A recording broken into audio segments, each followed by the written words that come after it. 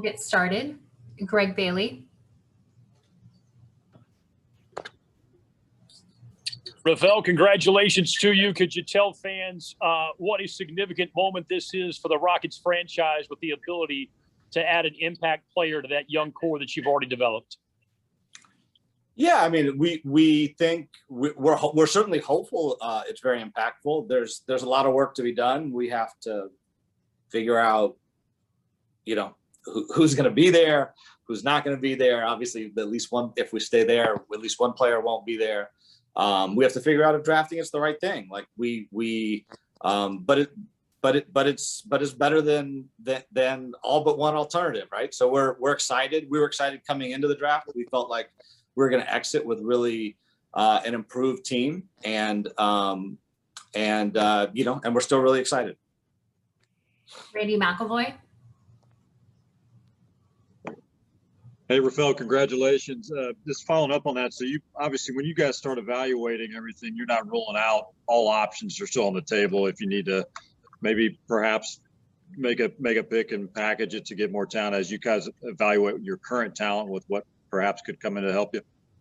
Yeah, I think that the easiest way to make a mistake is to predetermine what you're going to do. I think our approach generally to the draft, free agency, even in-season trades is to look at everything as it comes up. And so we'll do all the work.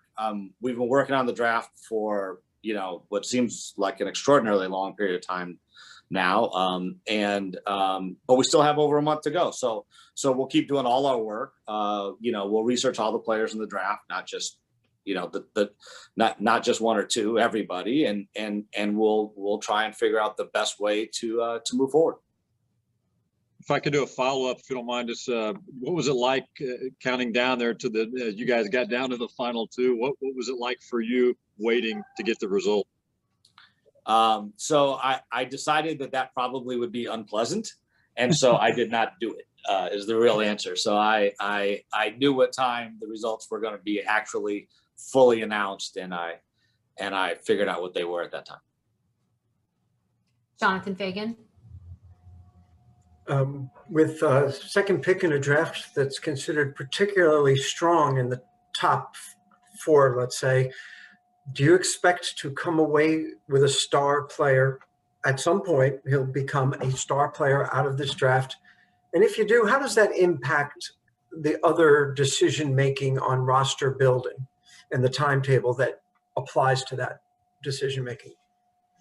Yeah, I think the goal, is to find a star player. That's again, going back to the first question, I think that's always our goal, is to find really talented basketball players. And when you're bringing in young players, especially, you're really looking for star potential. I don't know that I would use the word expect. I think I don't want to put that pressure on a player, but also, what we expect of a player is that they're going to give us everything they've got, and that they're going to work as hard as they can. And that's kind of the only expectation we have.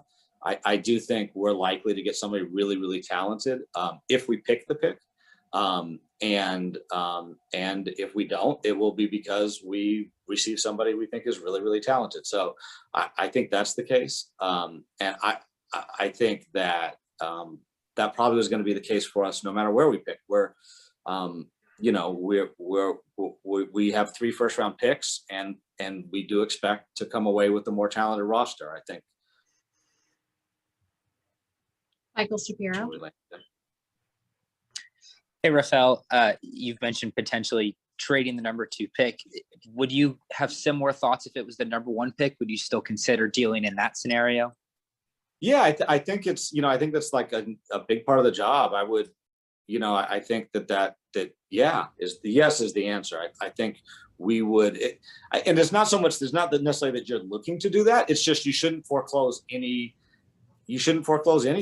And, you have to do the work, and you have to, use the allotted time, and you have to have all the discussions, and you have to go through the process. I think the process is worthwhile in and of itself, to avoid predetermining things. I think that's something we do try hard to avoid. Thank you.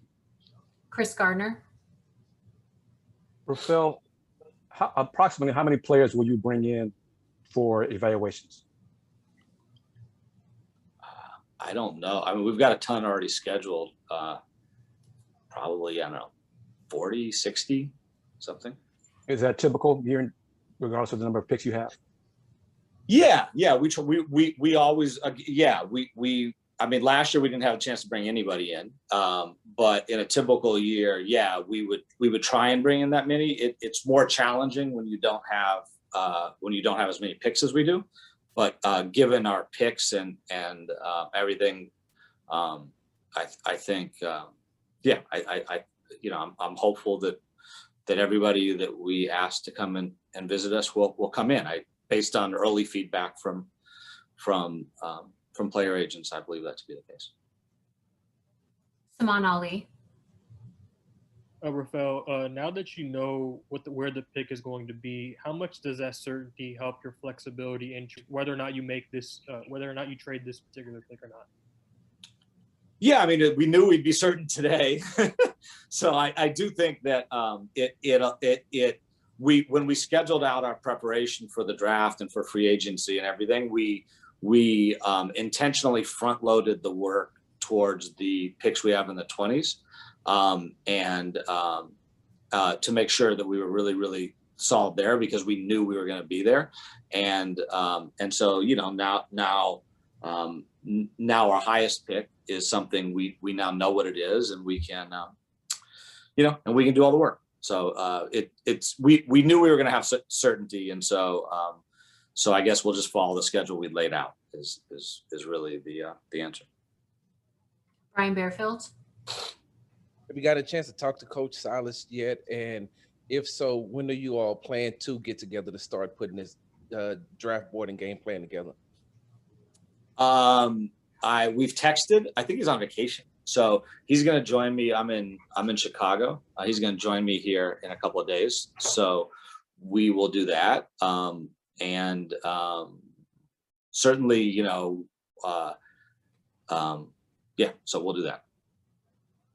Adam Spolin, Rafael, how much will the guys that you have on the roster, how will that impact your decision on who you pick, both at 2 and then when you get into the 20s? I think you want to make sure that there's, especially for the picks in the 20s, you want to make sure that there's opportunity and everything else, but that's vary at the margins. I mean, generally you just want to bring in the best players you can bring in. And especially for a team like us, we're young and we have interesting players and interesting young guys at almost every position. But we also have, I think a lot of it is the types of players that we like. We have guys who are multi-positional and can play with others. And so, I think the answer is not really very much. I think, if you're a great basketball player, you can play with other great basketball players, and people they find a way to make it work. And actually, it often, in my experience, it often ends up being the case that the truly great players enhance one another, play better off one another, enjoy one another, and so I don't terribly worry about positionality. I think we've been more positionless than most, and it seems like that's likely to continue on for the foreseeable future. Ben DeBose, Rafael, you've said in the past that you didn't anticipate this being a Sixers process style rebuild. Whether you use the number 2 pick itself, you trade it, whatever you end up doing with it, certainly it's a top asset. Is this the kind of thing that potentially moves your timetable forward a little bit as opposed to if you had been at number 18? Yeah, I know I got asked that a lot. I've been asked that a lot. I still think the answer is no, because we were never, like, it was never going to be our goal to intentionally be bad next year. And I never use the word Sixers either, by the way. So like, just to be really clear. But yeah, like I do think that there have been teams that at least anecdotally have one of their goals for their rebuild was to try to be bad multiple years in a row, with the hopes of, of getting of stacking very, very high picks. And I think, we were very competitive this year. And then we got really, really hammered by injuries in a condensed year. And the year is what it is. And I think that happens. That happens. That happens, and that's why we have a draft lottery. I think, So I think it's fine. We're ending up with a high pick this year, which is great. But yeah, it was not, whether we were 2 or 18, it was never going to be our goal to be as bad as we could be next year, for example. That just wasn't in the cards. Jonathan Fagan. I just wanted to make sure I was clear. You literally did not see the card turn over at number 5 or number 2. You didn't look. I literally did not, Jonathan. So in either case, and so you're being very calm now and analytical and so on. Does that mean there were emotions bubbling at that time, or could you describe what emotions were? Well, no, I didn't. I think the answer is I didn't really want to have those. So I was reading a book, and therefore I didn't have any, because whatever was happening was happening. And so then I had an alarm set and I logged in at a certain time. Oh, okay. We can work with that. So I hope that would have been my answer no matter where we were. But I just felt like the watching the process itself probably would not have been enjoyable. So, and given I couldn't affect it, I chose to opt out. So it wasn't even the good book? You were just like reading page turner? Yeah. It was, I read a lot, and they are not. I will not tell you what I read, because they're embarrassing, and it's not. It's purely for entertainment, not for education. Well, this is a night you can't really kill the story, but you're working on it. You're welcome. Thanks. Brandon Scott. Rafael, do you guys evaluate the G League and the college guys differently? And if so, could you explain that? Oh, you mean like the guys coming from the G League Ignite team, for example? Correct. Correct. I should have clarified that. Correct. No, well, we try not to. It is not simple though, because the leagues aren't the same. And so the same thing goes for players entering the draft from Europe. And so the lack, or for that matter, maybe a guy who's really good at a small conference team, the lack of apples to apples does, it presents some unique challenges. But the goal at the end of the day is to make some assumptions and try and even things out, so that you can, so that one is able to try and figure out what's the right thing to do. Barry Warner.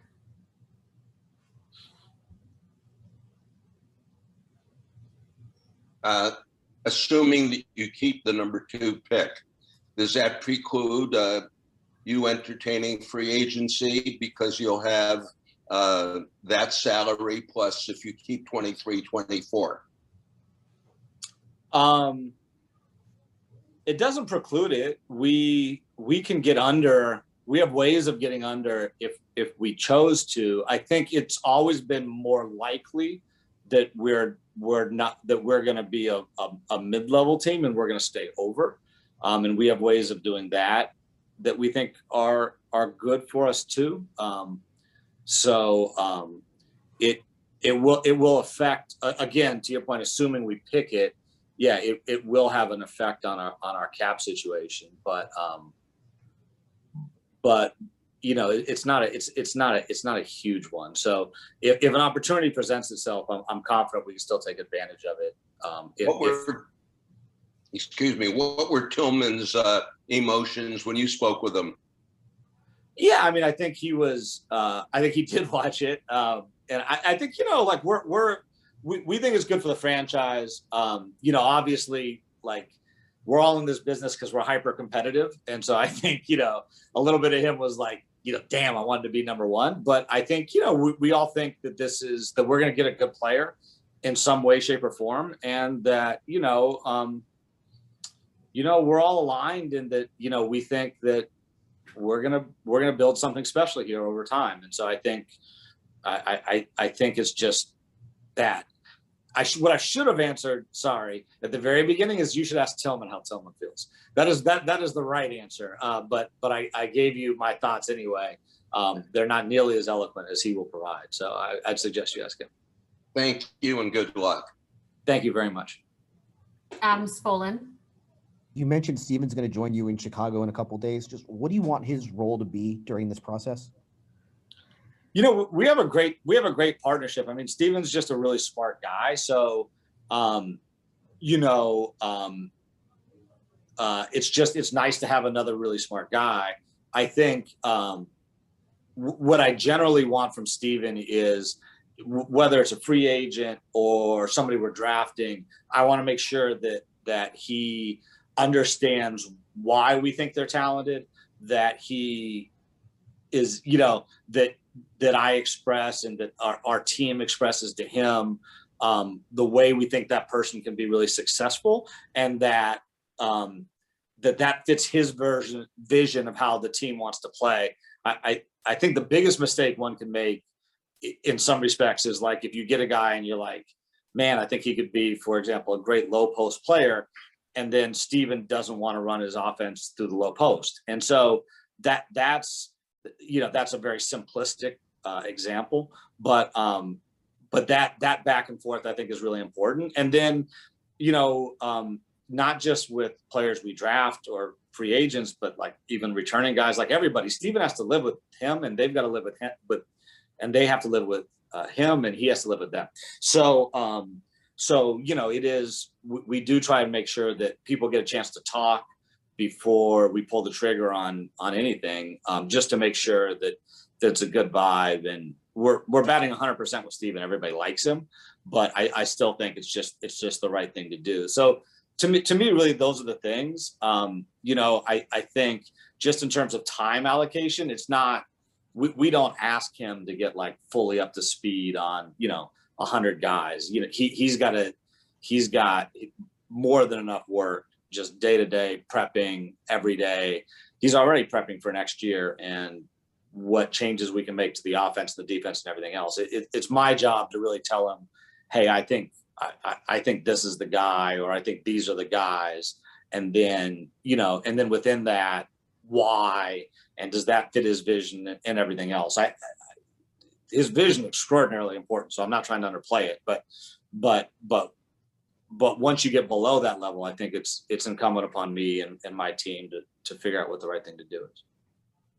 We'll take 3 more. Brian Bearfield. With that being said, and Coach Silas's vision, with the way the technology is set up today, a lot of the players get a chance to see these players in college and get a chance to see their highlights and things like that. Will some of the returning players, you think, lend, their scouting reports to you, or not who you should take, but just saying, Coach, I watched this guy, I watched a little bit more. Rafael, I watched these guys, and this is what I think. Will you all take in some of that input as well? Yeah, I mean, I'm a big information guy, and so I would listen to you. I'd listen to anybody who has an opinion. And for sure, our players, ballers know ballers. So like, it's for sure, yeah. And in fact, multiple players know these guys. They know them from AAU. Some of these guys, in the draft played for our players' AAU teams, and so. I've already got in the bag a number of opinions, and it's great. It's useful. It's every single data point is useful in making a decision. And, the more, the better is my view. Brandon Scott. Rafael, you mentioned earlier that between the 3 picks that you expected to have a more talented roster by the end of it, is there a specific area where you'd like to see an infusion of talent, whether that's shooting, playmaking, shot blocking? I don't know. Like, is there an area where you might be more specific? No, I think we just want, no is the answer. Sorry. I would elaborate, but there's not really a good elaboration. No, we're definitely not locked into, we need, I think I would say some of the teams I was involved with 3 or 4 years ago, we felt like we had like players so good in this area, this area, this area, this area, that we realistically couldn't improve upon it. And then we were trying to fill like 1 or 2 small holes. This team is much younger, and biologically and in terms of playing together and everything else, like the guys who entered the roster on our team never once played together this year. And so we don't quite know the fit and everything else. We just know that we're going to compile as talented a roster as we can. And, one of the very best ways to add talent in the NBA is through the draft. And so, I do think it's very likely we'll at least add 1 draft pick, most probably more. And also add some guys from free agency. And I think all of it will make us better. That certainly is the hope. And last question, Chris Gordy. Hey, Rafael, forgive me if this was already addressed, but a lot of Rockets fans out there tonight, you could tell on social media and the like, were pretty nervous and had their heart in their throat as the picks were coming in. Do you have kind of a message just to the Rockets faithful out there after tonight? Was not asked. No, I think, yes, I do have a message. I think we have a really good group of guys already. We have some very talented players. We're really young, on the whole. We do have kind of an interesting mix of some veterans who are pretty good too. But generally, the core of this group is very young. And we're going to add some more young guys who are hopefully really, really talented. And I think, I expect and think that we're going to be a fun team to watch grow. And I hope our fans enjoy it. I think it's going to be a fun next few years. To rehash some things I said in prior availabilities.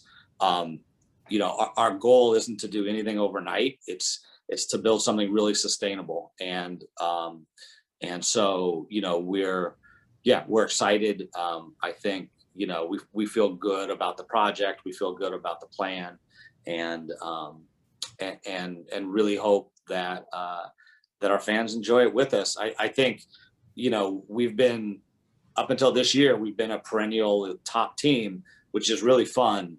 But I also think that it can be really, really fun to watch someone grow into that. And I think that's the stage we're at now. We're trying to grow, back into a perennial contender, and we're very confident that we'll get there eventually.